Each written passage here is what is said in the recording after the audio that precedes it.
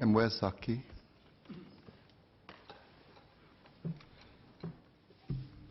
Mr. Speaker, sir, thank you for allowing me to speak on this legislation that will help enhance Singapore's safety, national and public interest. Much has already been said about this bill in the public domain and in this House by my colleagues. Thus, allow me to frame my speech in three parts. What is the most important aspect of this bill? Why is it important for Singapore? Can the new regulations create a more informed and discerning society? To me, the most important feature of the bill is its ability to give public access and visibility to the corrections, because then the public decides, comparing the original and the correction, on what is to be believed. This reflects the Singapore government's trust in the electorate to decide, and it's also a recognition of how our society has matured.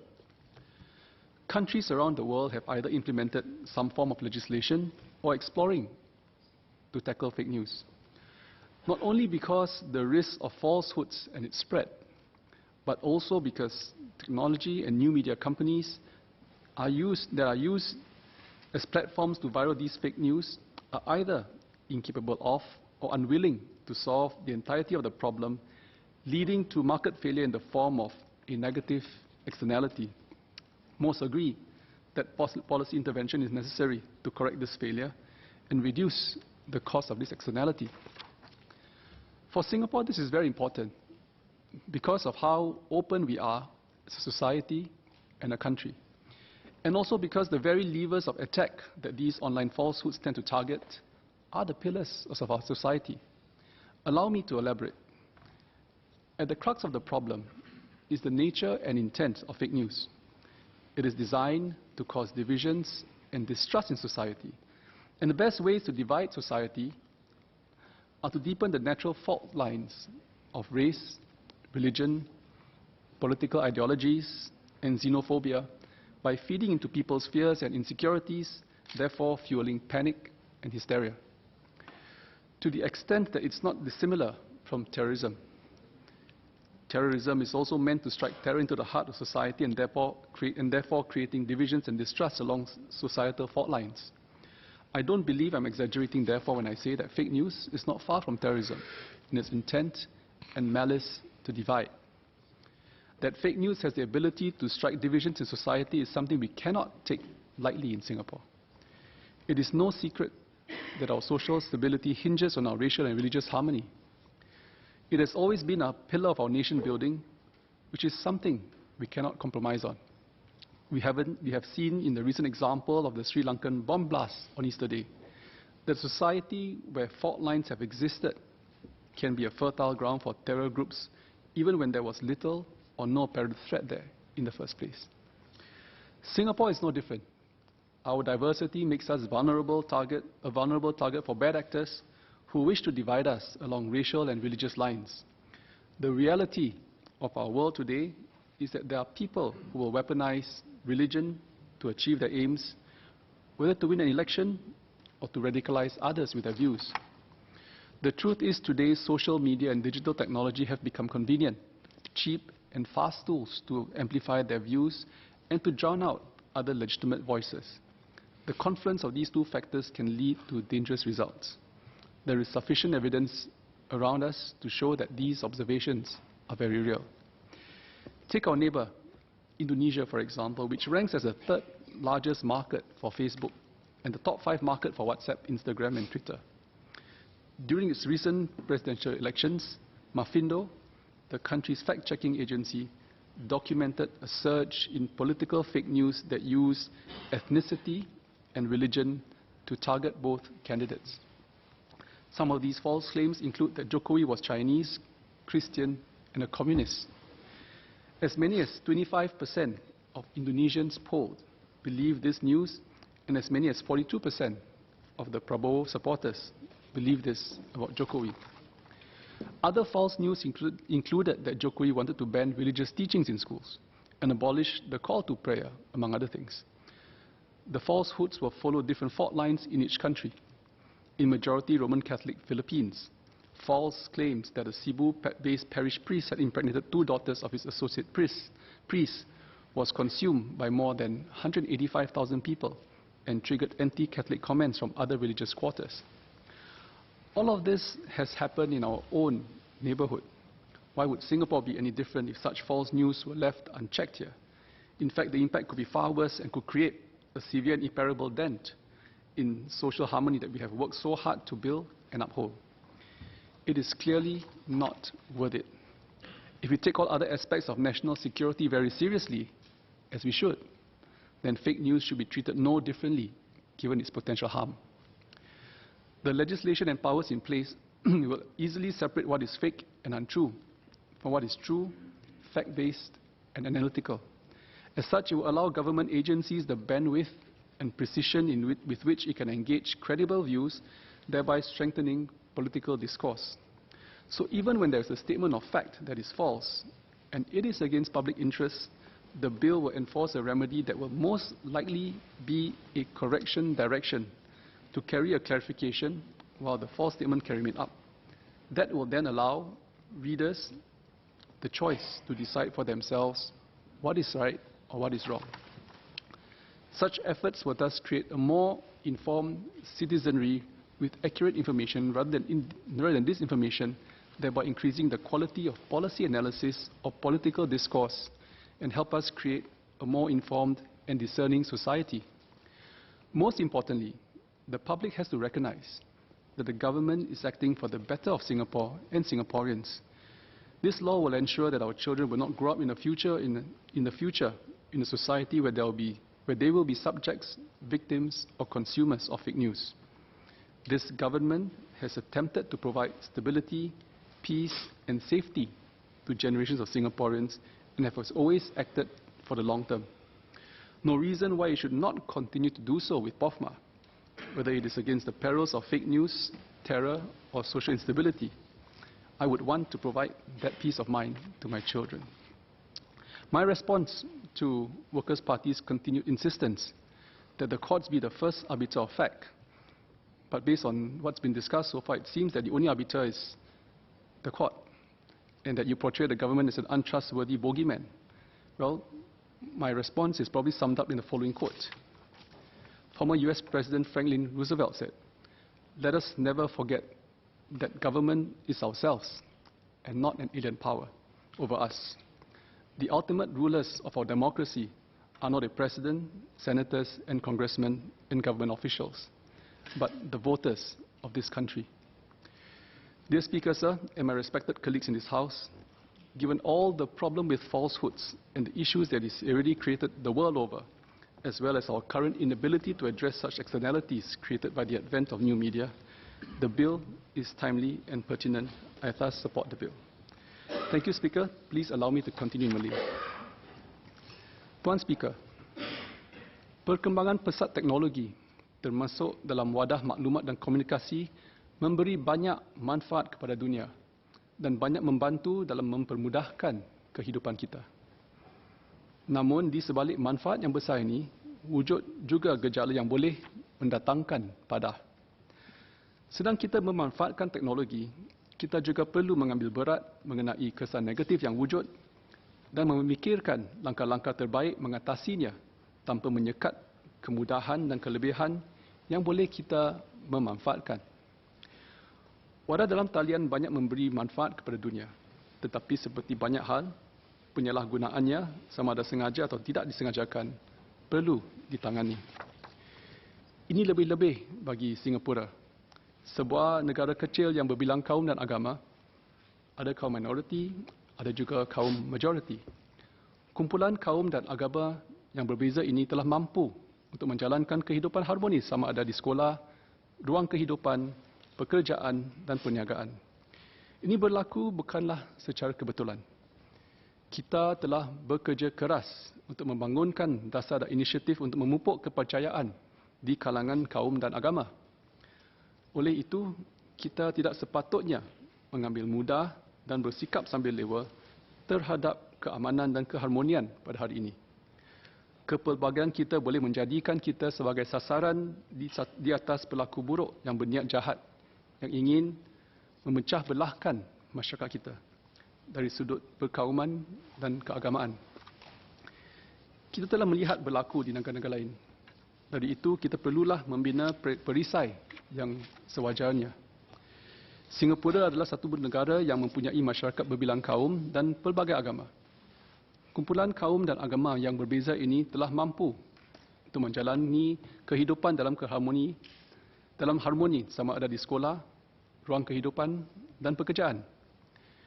Realitinya, dunia kita pada hari ini terdapat individu yang cuba mempergunakan agama sebagai senjata serangan ke atas penganut agama lain demi mencapai matlamat mereka untuk memenangi pilihan raya atau meradikalkan orang lain dengan pandangan mereka. Media sosial dan teknologi digital telah menjadi alat mudah dan murah untuk menguatkan pandangan mereka dan menenggelamkan suara-suara yang benar. Kita telah melihat hal-hal seperti ini berlaku di negara berhaburan kita. Indonesia misalnya adalah pasaran ketiga terbesar bagi media sosial Facebook dan pengguna kelima terbesar di seluruh dunia bagi wadah WhatsApp, Instagram dan Twitter. Penyebaran berita palsu yang menggunakan unsur agama boleh membawa pada kepada negara itu yang majoriti penduduknya adalah Muslim, manakala minoritinya adalah kaum Kristian, Hindu dan Buddha. Sewaktu pilihan raya Presiden Indonesia baru-baru ini, Agensi Pemerintah Fakta di Indonesia, Mafindo, telah mendokumentasikan berita palsu politik yang menggunakan etnik dan agama untuk menyasarkan kedua-dua calon presiden. Laporan menunjukkan bahawa berita palsu politik telah meningkat sebanyak 61%. Presiden Jokowi adalah mangsa kepada 75 berita palsu yang telah disebarkan dengan berleluasa, manakala pencabarnya Prabowo menghadapi 50 insiden sedemikian. Berita-berita palsu ini muncul di Facebook, diikuti di Twitter dan WhatsApp. Sekitar 30% daripada berita-berita palsu ini telah dikongsi dalam media digital dan telah disusun semula dan teratur dengan disokong bersama butiran sokongan dan akaun yang lain. Kepalsuan berita mereka direka mengikut garisan yang mudah retak dalam sesuatu negara itu. Kita tidak boleh mengambil pendirian bahawa kes-kes ini berlaku jauh daripada negara kita dan kita terlepas daripada terdedahnya bahaya ini. Saya ini menyebut contoh ketegangan Sunni dan Syiah yang wujud dalam satu insiden beberapa tahun lalu melibatkan dua pegawai polis yang ditahan di bawah ISA atas kesalahan berkaitan pengganasan. Salah seorang yang ditahan dikatakan berpegangan pada fahaman bahawa perang di Syiah merupakan konflik antara Sunni dan Syiah. Dia mahu menyertai kumpulan Free Syrian Army dan berperang menentang golongan Syiah di Syria. Perhatikan kesan ketegangan yang boleh berlaku di Singapura. Di negara ini, golongan berfahaman Sunni membentuk majoriti penduduk Islam, manakala kaum Syiah membentuk sekitar 1% saja. Hakikatnya, Singapura tidak terlepas dari kebencian yang disasarkan terhadap kaum Syiah yang semakin meluas di seluruh dunia. Kumpulan media sosial di Facebook, Melayu Singapura Tolak Syiah, dengan seramai 1,814 ahli, didapati sering menyerang golongan Syiah. Ada juga komen-komen di YouTube dan media sosial merujuk kepada golongan Syiah sebagai sesat, murtad dari Islam dan bahkan mengejek mereka sebagai monyet dan syaitan. Encik Hasrul Jamari yang memberikan pandangan beliau di jawatan kuasa pemilihan mengatakan beliau mendapati video-video insiden pemancongan kepala di Syria telah tersebar di media sosial di Singapura. Video-video ini bertujuan melaga-lagakan golongan Syiah dengan golongan Sunni. Beliau bersetuju bahawa ketegangan antara Sunni dan Syiah telah menjadi lebih buruk di Singapura oleh pertukaran dan penghantaran pos tersebut. Jadi bagaimana rang undang-undang ini akan menangani perkara-perkara sedemikian? Perlu diperjelaskan bahawa dakwaan berhubungan sejarah dan interpretasi sejarah agama tidak akan termaktub di bawah rang undang-undang ini. Namun, jika terdapat kepalsuan fakta yang telah digunakan untuk mencetuskan ketegangan, ia boleh membantu menangkisnya. Hakikatnya, berita palsu ini jika dibenarkan berleluasa boleh menjadi satu ancaman kepada negara kita. Strategi untuk menanganinya telah dibincangkan dengan lebih meluas. Langkah-langkah yang diusulkan telah dipertimbangkan dengan teliti tanpa bertujuan menyekat pengaliran maklumat maupun membataskan pandangan. Ini termasuk siapakah penguasa yang dapat bertindak dan apakah perlu ada badan memeriksa fakta. Namun berdasarkan contoh-contoh yang saya disebutkan di atas, kecepatan berita palsu merebak, terutama yang melaga-lagakan agama, boleh mencetuskan keadaan yang tidak diingini jika tidak dipintas dengan segera. Saranan agar menyerahkan tanggungjawab tersebut kepada sama ada sebuah badan maupun jawatan kuasa adalah usul yang baik, tetapi dari segi pelaksanaan, ia meletakkan satu lagi lapisan dan prosesnya mungkin mengambil masa yang lama. Dan badan sedemikian pun perlu dilantik pemerintah. Jadi we go round in circles. Oleh itu, usul agar seseorang menteri itu boleh mengambil langkah mengeluarkan pembetulan fakta kepada sesuatu berita palsu adalah cara terbaik. Kerana ia boleh dilakukan dengan lebih segera, tetapi pada masa yang sama ia tidak bererti seorang menteri boleh bertindak tanpa sebab-sebab kukuh. Undang-undang itu hanya akan digunakan jika sesuatu kenyataan fakta adalah palsu dan bertentangan dengan kepentingan awam. Bila berlaku kes seperti ini, langkah yang digunakan kemungkinan besar adalah arahan pembetulan, iaitu menyertakan pembetulan untuk mengiringi kenyataan palsu. Pembaca akan menentukan sendiri apa kebenarannya. Mungkin terdapat keprihatinan bahawa menerusi akta ini, apakah menteri atau pemerintah diberi terlalu banyak kuasa sekatan dan siapakah yang dapat mengatasi kuasa pemerintah ini. Dalam hal ini, saya alu-alukan bahawa ada proses dan saluran yang terbuka bagi pihak yang ingin mencabar sesuatu keputusan itu untuk membawanya ke mahkamah, dan prosesnya pula akan dijadikan secepat dan mudah. Tadi Encik Faizal Manap dan Encik Leon Pereira telah mengemukakan beberapa perkara yang menyoal integriti pemerintah dan niat POFMA. Walaupun penjelasan telah diberikan oleh Menteri Shanmugam tadi mengenai perlindungan dengan mahkamah sebagai pengadil muktamad, beliau terus mengabaikan fakta itu. Menteri Shanmugam baru memberi penjelasan tadi bahawa mahkamah adalah sebahagian daripada proses seperti warga negara kita. Pemerintah mesti berada di barisan hadapan kerana kementerian-kementeriannya sebaiknya ditempatkan untuk memberi respons dengan cepat. Sekiranya dapat rusuhan atau keganasan yang timbul daripada maklumat palsu, pemerintah perlu bertindak dengan pantas. Mahkamah tidak semestinya terbuka dan perlu mengambil masa untuk hakim diberikan taklimat. Ialah perkara praktikal untuk keselamatan negara.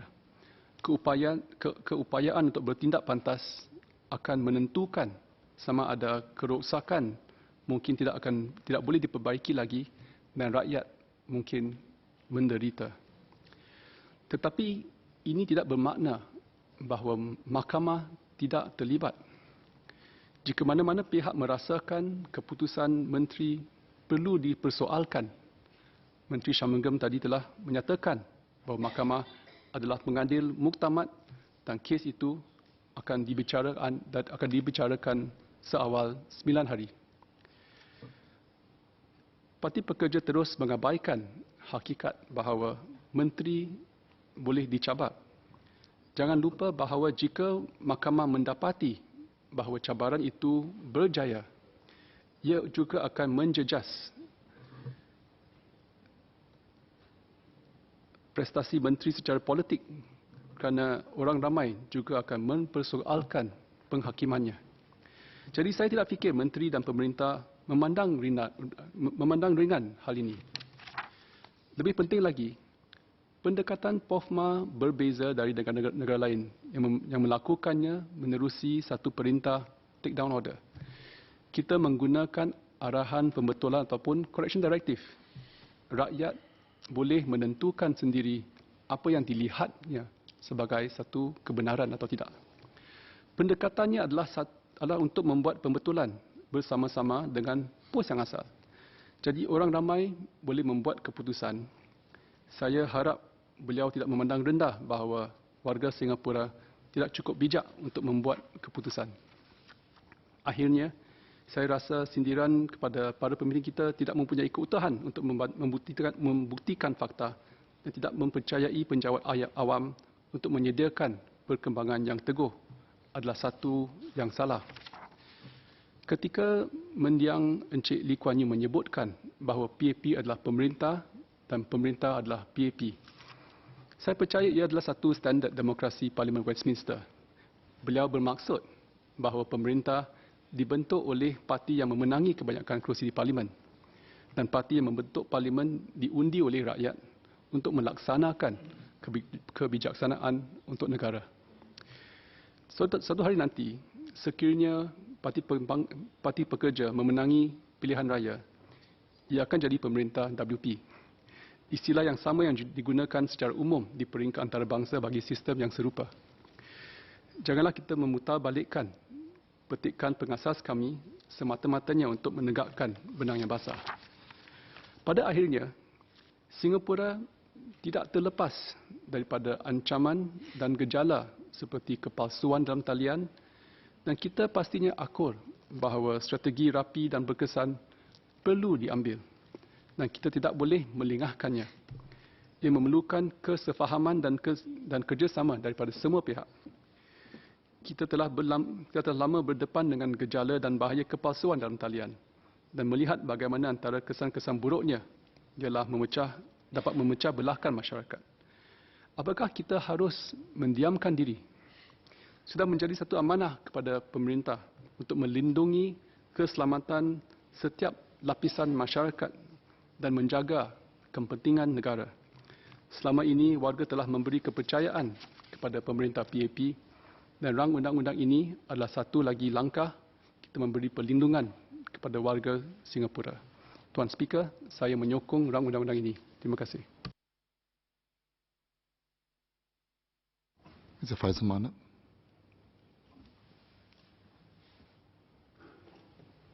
Terima kasih Tuan. Tuan, saya ingin memperbetulkan apa yang dikatakan oleh Encik Zaqy Mohamad yang mengatakan saya mempermain-mainkan nukilan yang saya berikan tentang perkataan yang diucapkan oleh mendiang. Saya tak berniat begitu. Saya mengatakan boleh ditafsirkan.